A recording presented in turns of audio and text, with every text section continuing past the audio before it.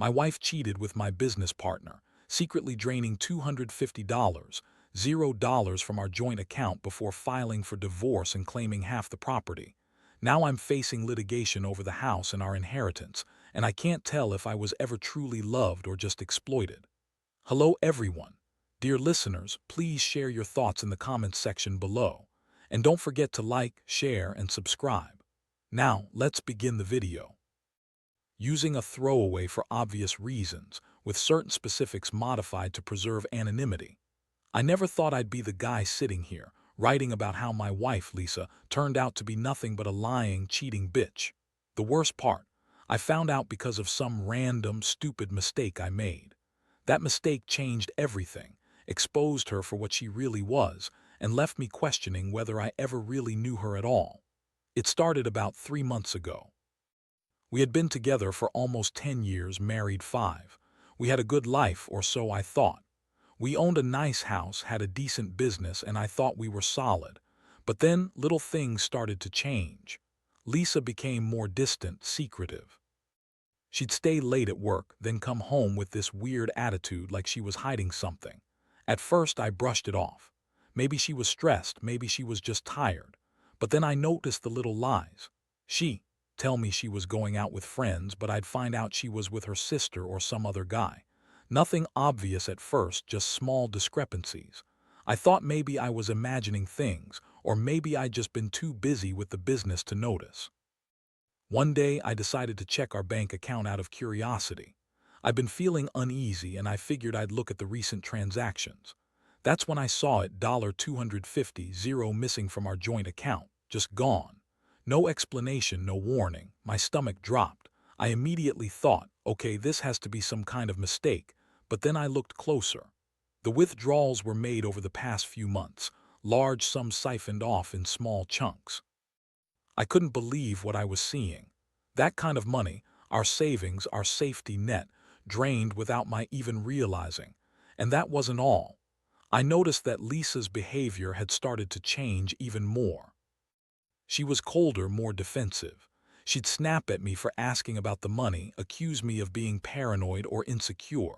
But I wasn't paranoid, I was hurt. Deep down, I knew something was wrong. A gut feeling told me she was hiding something and I wasn't wrong. The pieces started to come together. I remembered her getting more flirtatious with her business partner, Mark. She'd always been bitchy about him, but lately she'd go out of her way to meet him, stay late at his office, and her phone was constantly buzzing with texts. One night I decided to follow her. I know, stupid move, but I was desperate. I waited until she left for some business dinner, and I followed her to a fancy hotel downtown. I saw her go inside with Mark. The way she looked at him, like she was finally getting what she wanted, made my stomach churn. I saw them go into the room and I felt this mix of rage and heartbreak. That's when I knew. It wasn't just about the money. It was about everything. Her lies, her betrayal, her pretending to be this perfect wife while she was screwing around behind my back. The next day I confronted her. I didn't hold back. I showed her the bank statements, asked her what the hell was going on. And she just looked at me, all fake innocence, and said she was saving up for something, that I was overreacting, that I was paranoid. She denied everything, lied about her whereabouts, said Mark was just a friend, that I was imagining things. But I knew better. I saw the texts, the hotel receipts, the secret credit card charges. She tried to spin it, accuse me of being controlling, jealous even. But I wasn't jealous, I was furious. How could she do this? After all those years, after trusting her with everything. That moment hit me hard. I felt like I'd been punched in the gut. Here I was, thinking we had a life, a future, and she was out there screwing someone else, draining our savings, lying to my face. I felt betrayed, stupid for not seeing it sooner. I had this sick feeling that I had been blind, that I had loved a version of her that never really existed. And the worst part, I still loved her, or at least I thought I did. But now all that love was tainted with anger, disgust, and a deep, gnawing sense of loss. I knew I had to make a choice. I couldn't let this go. I had to find out just how deep her betrayal went. I started digging into her phone, her emails, her social media. It didn't take long to find more. The affair with Mark had been going on for months, and she had been secretly siphoning money from our account to fund her secret meetings, gifts for him, who knows what else. She lied about everything, her whereabouts, her feelings, even her love for me. I felt like I was in some bad movie, except it was real and I was the fool who had trusted her. I still remember the moment I realized she was planning to leave me. Her divorce papers arrived unexpectedly, claiming she was entitled to half the property, claiming she had no choice but to take what she could. She had already drained our account, and I knew she'd been planning this for a while. She was cold, calculating. She never loved me, not really. She just wanted what she could get. I was left standing there, feeling like I'd been used, manipulated, exploited. I loved her, or I thought I did, but now I wasn't sure if I'd ever really known her at all. All I knew was that I was angry, devastated, and trying to figure out how to pick up the pieces of a life I thought was solid but turned out to be a house of cards. After she dropped the divorce papers on me, everything changed. I remember holding them in my hands, feeling like I'd been punched in the stomach all over again. Lisa was acting like she was entitled to everything. Our house, the inheritance we'd both been counting on, even the little things I'd worked so hard for. She claimed she deserved half because we were married, but I knew she had already taken her cut long before she even filed. That $250, $0 she siphoned out of our account. Gone. She spent it on Mark, on jewelry, on who knows what else. And now she was trying to spin this story about how she was entitled to a share of everything because she was his wife and deserved her fair share. I couldn't believe how cold she was. She sat there with that bitchy smirk, trying to act like she was the victim. That's when I realized how much of a lie her entire life with me had been. She had always been manipulative, always pretending to be the loving wife, but underneath it all, she just wanted what she could get. I'd always wondered if I loved her or just needed her, but now I knew the truth. She had exploited that love for her own benefit. She had lied about everything, and I was left holding the bag, trying to figure out how I was supposed to fight back against someone so calculating. The thing that really got to me was how she lied so effortlessly. She'd tell me she loved me, then turn around and cheat, drain our savings, and plan her escape. That bitchy attitude she put on whenever I questioned her was just a mask. The more I looked into her actions, the clearer it became that she'd been planning this for months, probably since the day she started her affair with Mark. She was clever, always spinning stories about how she was working late or meeting clients while secretly with him. She'd lie about everything. She'd even lie to her own family, tell them she was doing fine, when I knew she was screwing around with Mark and plotting her getaway. I started to get angry, not just at her but at myself for being so blind. How did I not see the signs? How did I not realize she was capable of this kind of betrayal? I had always been the one working late, trying to keep our business afloat, believing in us. Meanwhile, she was out there draining our account, lying to my face and planning her future with Mark. I felt stupid, used, betrayed. And the worst part, I still loved her. I kept telling myself maybe there was a way to fix it, maybe she'd come back and admit she was wrong. But deep down, I knew it was over. The trust was shattered and I was just holding on to what was left of my dignity. I decided I needed to find out more. I spent late nights digging through her emails, her texts, her social media. I wanted to see how far her lies went. What I found made me even sicker. She'd been planning her escape for months, secretly transferring money to Mark, setting up her new life.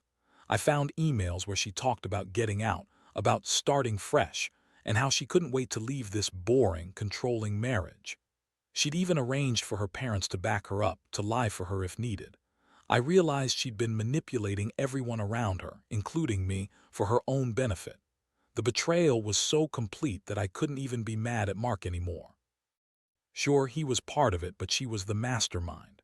She'd lied to my face, drained my savings, and then filed for divorce like she'd just decided to move on. I felt like I'd been played for a fool. How could someone I loved, trusted, and built a life with do something so cold and calculated? I kept replaying the moments she'd told me she loved me, how she'd kiss me goodnight, how she'd pretend to be the perfect wife. It was all a lie. She used my love as a weapon against me. So I started thinking about my next move. I knew I had to fight for what was mine, our house, our inheritance, the little that was left after she drained the account.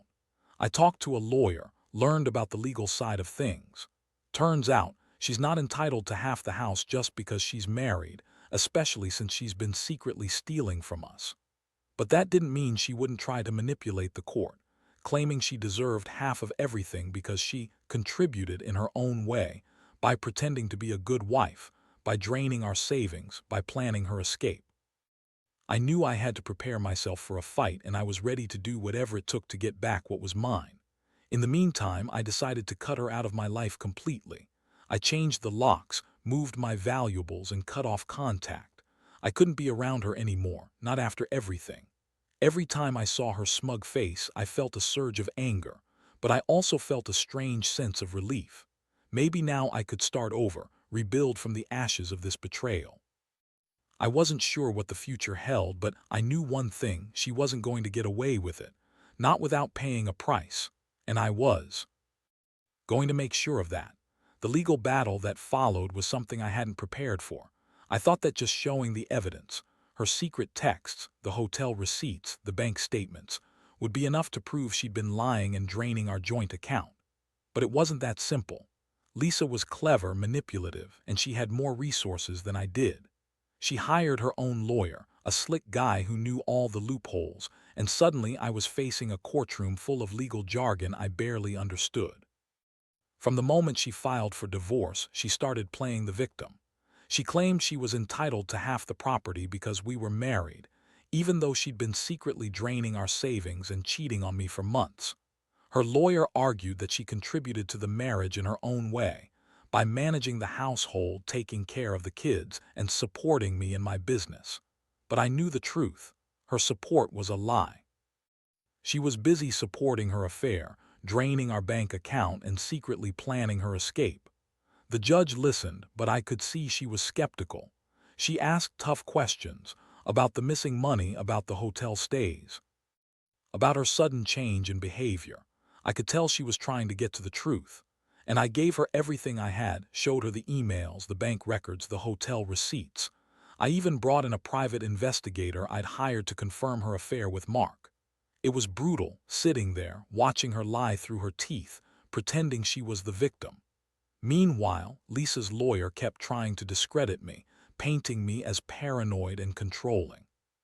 She argued that I was just jealous, that I was trying to punish her for wanting a better life. She spun stories about how Lisa was desperate to leave a controlling marriage, and how I had failed to see her needs. I wanted to scream at her, tell the court how she drained our savings, lied to my face, and cheated on me. But I held my tongue. I knew I had to stay calm, stay factual. The hardest part was seeing how Lisa's lies started to unravel. The judge asked her about the hotel stay, about the texts with Mark. She initially denied everything, but when presented with the evidence, she cracked.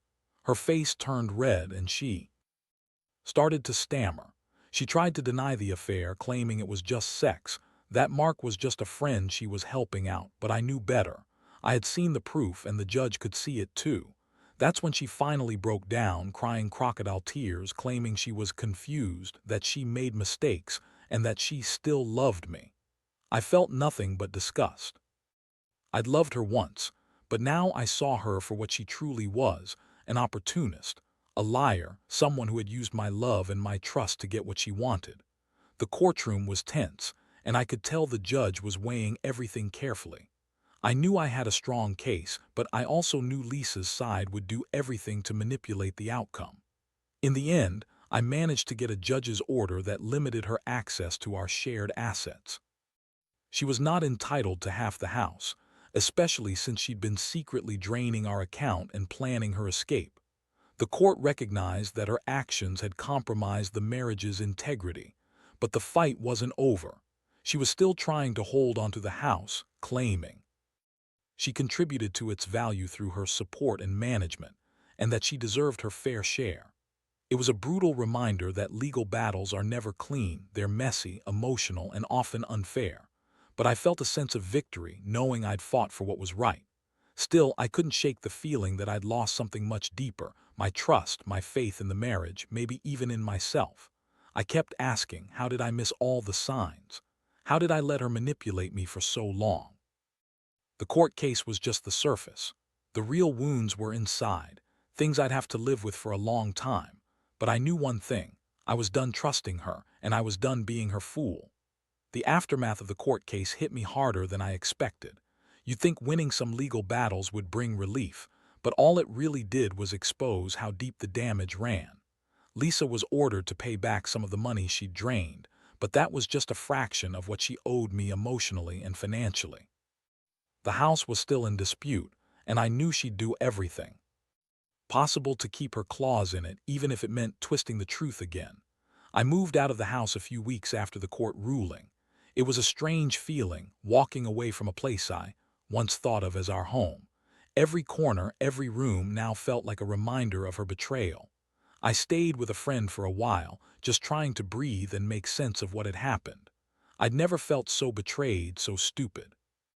I kept replaying everything, her lies, her cheating, her draining our savings, and wondered how I'd been so blind. How could I have loved someone who was just using me? The hardest part was dealing with the emotional fallout. I felt angry, of course. Angry at her for everything she'd done, angry at myself for not seeing it sooner. But I also felt this deep sadness. I had loved her. I'd wanted to build a life together. And now I was left with nothing but the wreckage of what I thought was a solid marriage. I kept asking myself if I was just a fool for believing in her, for trusting her. Maybe I was naive, maybe I'd loved the idea of her more than the real person. Whatever it was, I couldn't ignore the fact that I'd been exploited and used. I started going to therapy. It helped to talk about everything, the betrayal, the heartbreak, the anger. My therapist told me I needed to focus on myself, rebuild my confidence, and learn to trust again. It was hard, though. Every time I saw a couple walking together, I felt this sting of envy and pain. Every time I looked at the house, I remembered the good times and the bad and realized how much I'd lost. But slowly, I started to regain some sense of control. I refused to let her win completely. I was going to move on even if it hurt. Financially, I had to rebuild too. The court ordered her to pay back part of the money, but it wasn't enough. I had to start over. I sold some stocks, cut unnecessary expenses, and focused on keeping my business afloat. I was angry that she drained so much of our savings, but I knew I had to keep going. I couldn't let her destroy everything I'd worked for.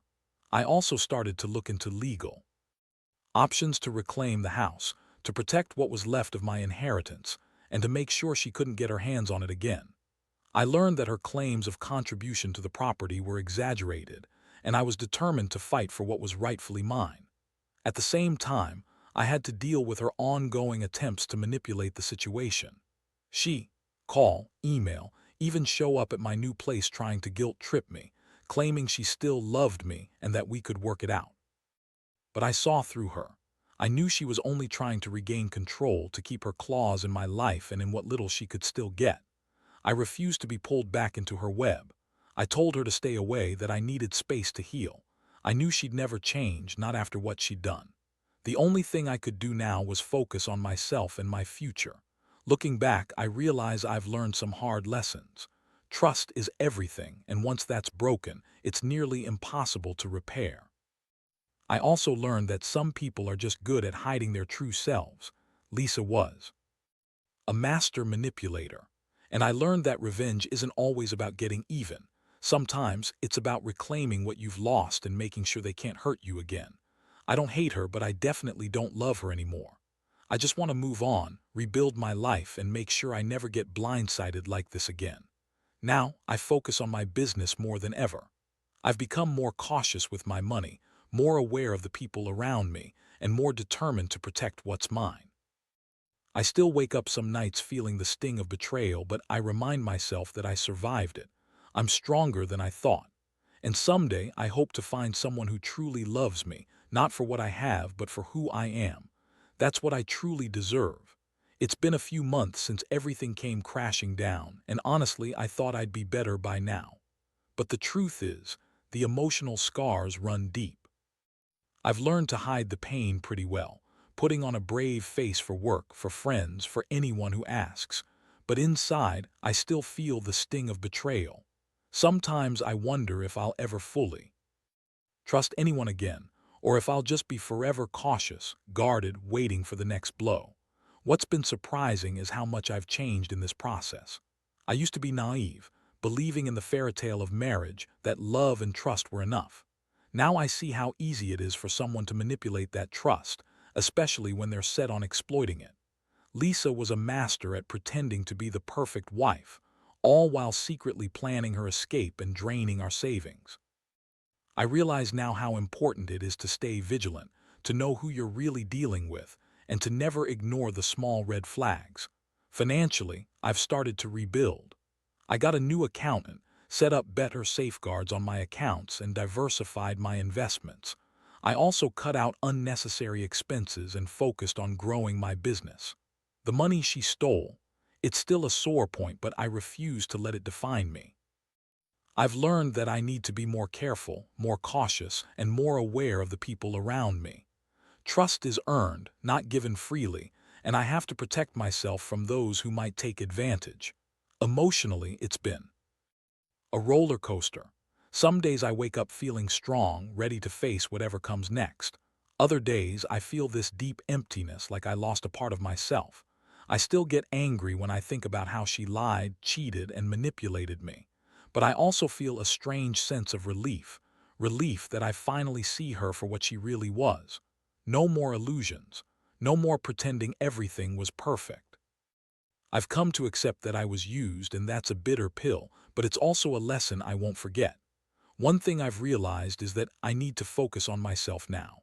I've started working out more, picking up hobbies I'd neglected, reading, hiking, even trying to learn to cook better. I want to rebuild my confidence, to find happiness outside of her shadow. I know I can't undo what's happened, but I can control how I move forward. I've started dating again, cautiously, trying to trust people slowly, one step at a time. It's scary, but I know I need to open myself up again someday. The legal fight over the house is still ongoing, but I feel more confident. I've gathered enough evidence to prove Lisa's manipulation and her attempt to claim more than she's entitled to. I've learned how to stand my ground, how to push back against her lies, and how to protect what's mine. I know she's trying to spin it, to make herself look innocent, but I won't let her. The truth is on my side, and I owe it to myself to fight for what I deserve. Most importantly, I've realized that I need to forgive myself. Forgive myself for trusting her, for loving her, for not seeing the signs sooner.